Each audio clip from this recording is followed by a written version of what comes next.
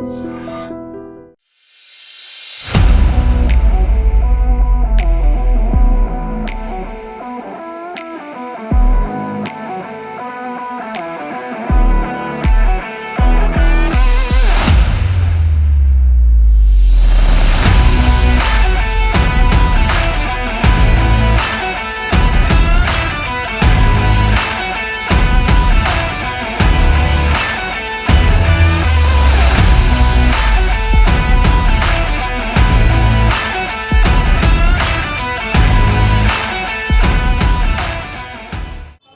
CM గారు అడుగుజాడల్లో నడవటం అన్నది జరుగుతుంది.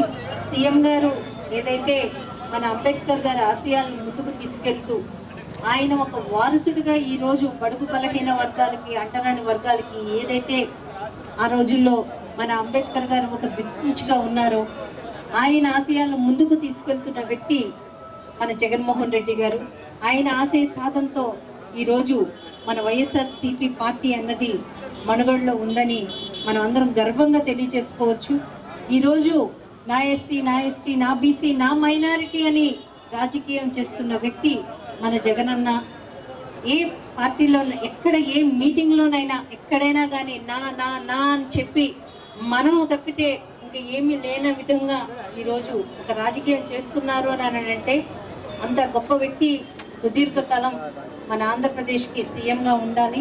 ఆయన అడుగుజాడల్లో మన నాయకులందరూ పయనించాలని వచ్చే వైనాట్ 175 మనం ఖచ్చితంగా కొట్టి మళ్ళీ జగనన్న పాలనలోన ఆ అంబేద్కర్ గారి ఆశయాలతో ముందుకు తీసుకెళ్తున్న ఈ వైఎస్ఆర్సీపీ జెండా రెపరెపలాడాలని మీ అందరి మనస్ఫూర్తిగా అభ్యర్థిస్తూ రాబోయే కాలంలో జగనన్న పైన ఇక్కడ విజయవాడ నగరం మన అడ్డగా ఎంపీ గారు 3 నియోజకవర్గ ఎమ్మెల్యే క్యాండిడేట్లు అత్యధిక మెజారిటీతో గెలిపించుకునే విధంగా మనం అందరం పయనించాలని కోరుకుంటున్నాను. నమస్తే. ఈరోజు ఇక్కడ అంబేద్కర్ గారి విగ్రహావిష్కరణ కార్యక్రమంలో మీరు పాల్పంచుకొని ఈ యొక్క కార్యక్రమానికి మేము భాగస్వాములైనందుకు మేము చాలా గర్వపడుతున్నాం. అలాగే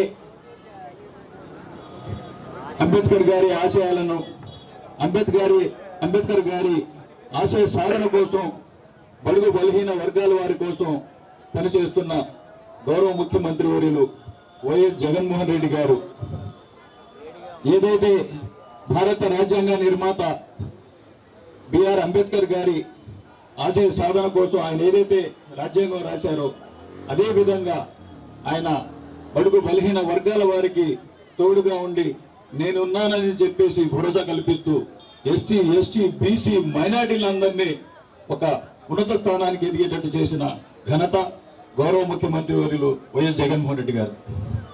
మరి ఇంత చక్కటి కార్యక్రమానికి మమ్మల్ని అందరినీ ఆహ్వానించి ఈ జేబీ మాలవానాడు కమిటీ సభ్యులందరికీ ఈ యొక్క అవకాశం ఇచ్చిన కమిటీ సభ్యులందరికీ నా హృదయపూర్వక నమస్కారాలు తెలియజేస్తూ సెలవు చేసుకుంటున్నాను. రాజ్యాంగ నిర్మాతని ఈ ప్రాంతంలో పెట్టాలని చెప్పి ఆలోచనకి వాళ్ళందరికీ కూడా ధన్యవాదాలు తెలియజేస్తున్నాం. ముఖ్యంగా మనందరూ అభిమాన నాయకులు, మాజీ మంత్రివర్యులు, వైఎస్ఆర్సీపీ ఎన్టీఆర్ జిల్లా అధ్యక్షులు, మన అభిమాన నాయకులు వెల్లంపల్లి శ్రీనివాసరావు గారు మంత్రివర్యులు అయిన వెంటనే, అలాగే మేయర్ భాగ్యలక్ష్మి గారు భాగ్యలక్ష్మి గారు మేయర్ గారు అయిన వెంటనే విజయవాడలో అనేక విగ్రహాలు నడిచినాయి. గతంలో మేము ఎక్కడ విగ్రహం పెట్టాలన్నా సరే దళిత సంఘాల తరఫున వెళ్ళటం, దాన్ని కడతాం, దిమ్మ కడతాం, దాన్ని పాల్గొట్టడం జరిగేది. కానీ వెల్లంపల్లి శ్రీనివాసరావు గారు మంత్రిగా అయిన తర్వాత వారికి ఒక మాట చెప్తే అన్నాన్ని మీరు కట్టుకోండి, ఆ బాబాసాహెబ్ అంబేద్కర్ గారు అందరూ వారు ఆయన ఉండాలి, ఆయన ఉంటేనే రాజ్యాంగ నిపుణుడు, ఆయన రాజ్యాంగం ప్రకారం ఈ రోజు భారతదేశం అంతా నడుస్తుంది, మంచి మార్గం నడుస్తుందని చెప్పి మాకు అనేక రకంగా ప్రోత్సహించిన వెల్లంపల్లి శ్రీనివాసరావు గారికి, మేయర్ భాగ్యలక్ష్మి గారికి ధన్యవాదాలు తెలియజేస్తున్నాం. ముఖ్యంగా జగన్మోహన్ రెడ్డి గారు ఈ రోజు అంబేద్కర్ ఆలోచన విధానంతో పరిపాలన సాగిస్తున్నారు.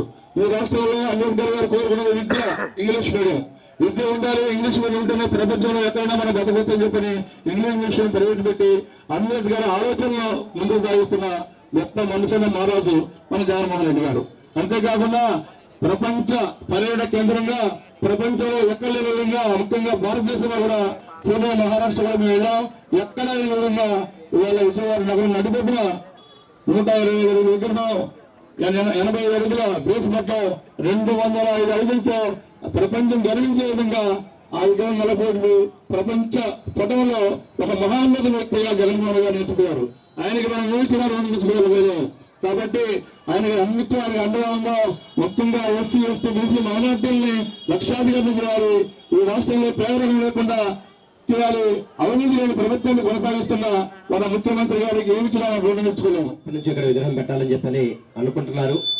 ఇందాక పుల్లారావు చెప్పిన ప్రకారం ఎక్కడ ఎటువంటి విగ్రహం కట్టాలో కూడా గతంలో కూడా కట్టడానికి ఇబ్బంది పెట్టే పరిస్థితి గతంలో చూసాం. కానీ ఈ రోజు ఒక చిన్న విగ్రహం అని చెప్పనుకొని ఈ రోజు ఒక చక్కటి భారీ విగ్రహాన్ని ఇక్కడ ఏర్పాటు చేసుకోవడం, ఇక్కడ ప్రాంత ప్రజలందరికీ కూడా అంబేద్కర్ గారి యొక్క ఆశయాల్ని వాళ్ళ పిల్లలకి అందరికీ తెలిసే విధంగా ఈ కార్యక్రమం చేపట్టిన కమిటీ సభ్యులందరికీ కూడా హృదయపూర్వకంగా నమస్కారం తెలియపరుచుకుంటూ ఇటువంటి కార్యక్రమాలు మరిన్ని విజయవాడ పశ్చిమ నియోజకవర్గంలో జరిగే విధంగా ఆసిఫ్ గారు, మేయర్ గారు, ఎంపీ గారు అందరూ కలిసికట్టుగా పనిచేస్తారని మీ అందరికీ తెలియపరచుకుంటూ సెలవు తీసుకుంటాం. ఈరోజు 56వ డివిజన్ పాతరాజరాజపేటలో జైబీ మాల మహానాడు సొసైటీ ఆధ్వర్యంలో మరి మా ప్రాంతంలో రాజ్యాంగ సృష్టికర్త డాక్టర్ బిఆర్ అంబేద్కర్ గారి విగ్రహావిష్కరణ కార్యక్రమానికి విచ్చేసినటువంటి ప్రతి ఒక్కరికి కూడా ధన్యవాదాలు తెలియజేసుకున్నాను. ఈ కార్యక్రమంలో మన మాజీ మంత్రివర్యులు వెల్లంపల్లి శ్రీనివాస్ గారు, అలాగే ఎంపీ గారు నాని గారు, అలాగే రాయన భాగ్యలక్ష్మి గారు, అలాగే పశ్చిమ నియోజకవర్గం ఇన్ఛార్జ్ అయినటువంటి షేక్ ఆసిఫ్ గారు, ఎమ్మెల్సీ రూహుల్లా గారు, మరి తదితరులు పెద్దలందరూ కూడా పాల్గొని ఈ కార్యక్రమాన్ని జయప్రదం చేయడం జరిగింది. మరి ఈ ప్రాంతంలో బిఆర్ అంబేద్కర్ గారి విగ్రహాన్ని ప్రతిష్టాపన చేయడానికి గతంలో ఎన్నో ఆటంకాలు వచ్చినాయి.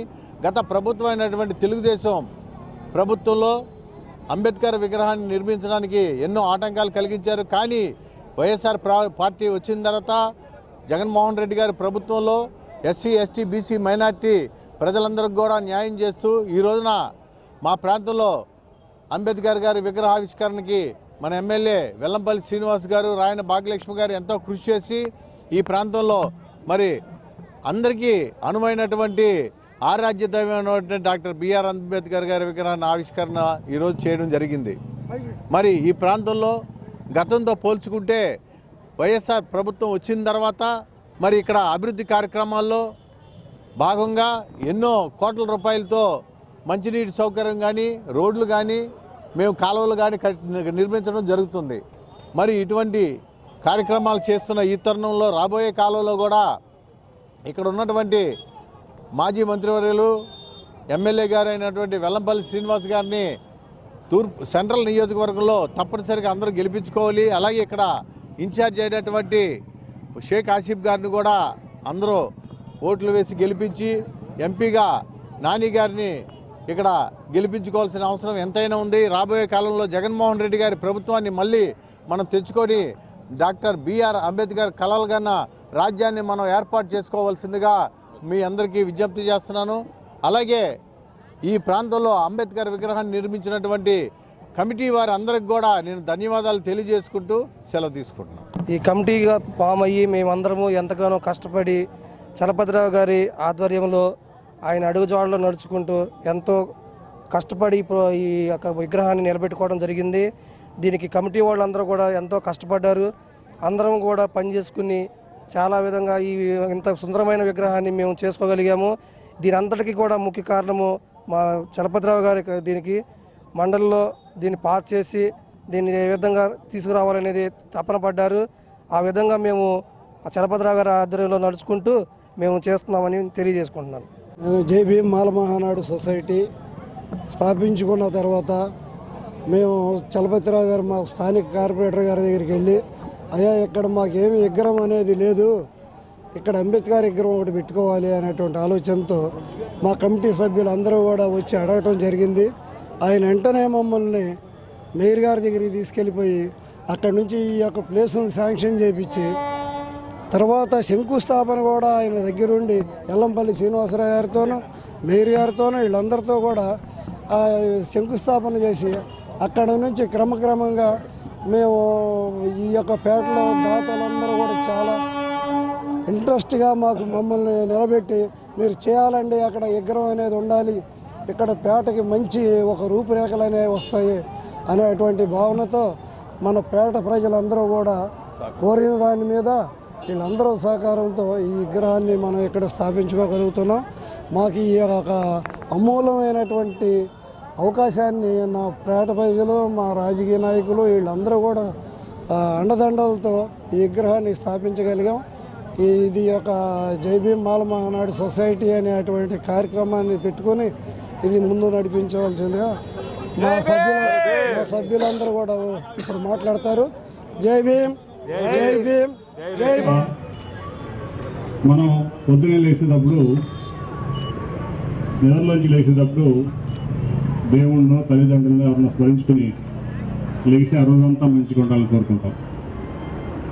అట్లాగే ఎక్కడైతే అంబేద్కర్ గారు కనబడతారో ఆ ప్రాంతానికి అంతా మంచి జరుగుతుంది, ఎటువంటి సందేహం లేదు దాంట్లో.